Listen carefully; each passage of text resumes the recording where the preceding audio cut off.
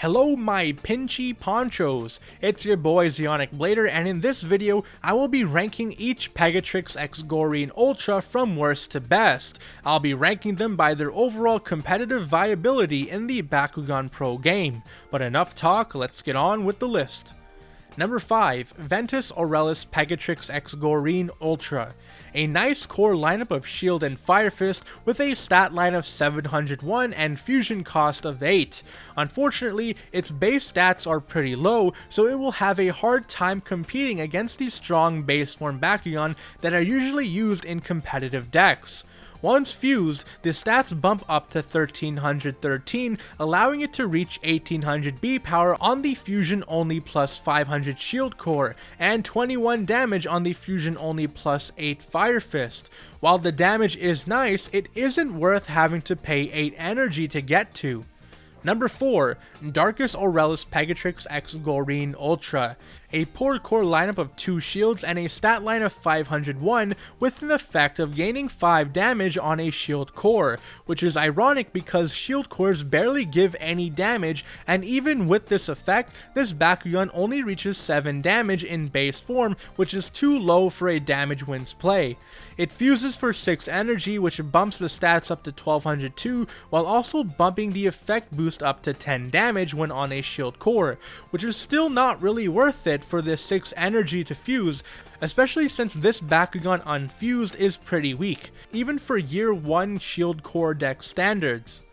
Number 3. Pyrus Aurelus Pegatrix x Goreene Ultra.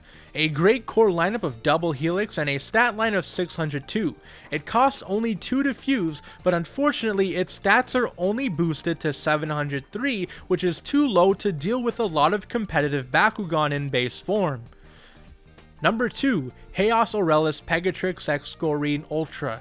A nice core lineup of Fire Fist and Green Fist with a stat line of 703 and a fusion cost of 4, which when fused bumps this Bakugan stats up to 905.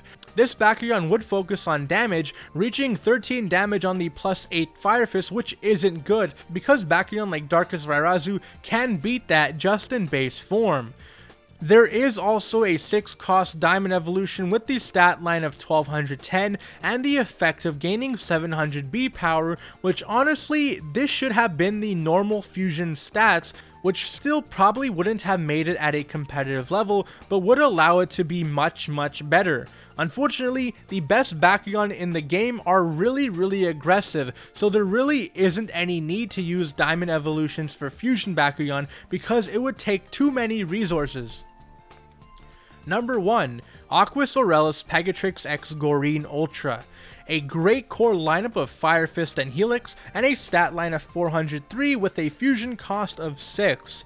This Bakugan isn't really going to be able to do much in its unfused state because its base stats are too low.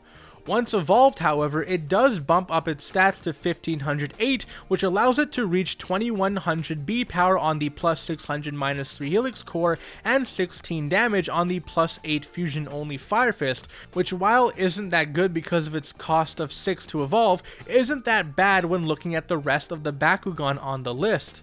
It's pretty unfortunate that once again we have an entire list of Bakugan that I wouldn't recommend using in a brawl. But anyways, this has been Zeonic Blader with my worst to best video. What do you think? Do you agree or disagree? Let me know in the comment section below, and be sure to let me know your favorite Pegatrix x Goreene Ultra from Bakugan Armored Alliance. And if you like this video, hit the like button, or don't. I'm not the boss of you. But be sure to subscribe and hit the notification bell so you get updated whenever I upload. Until next time, see ya.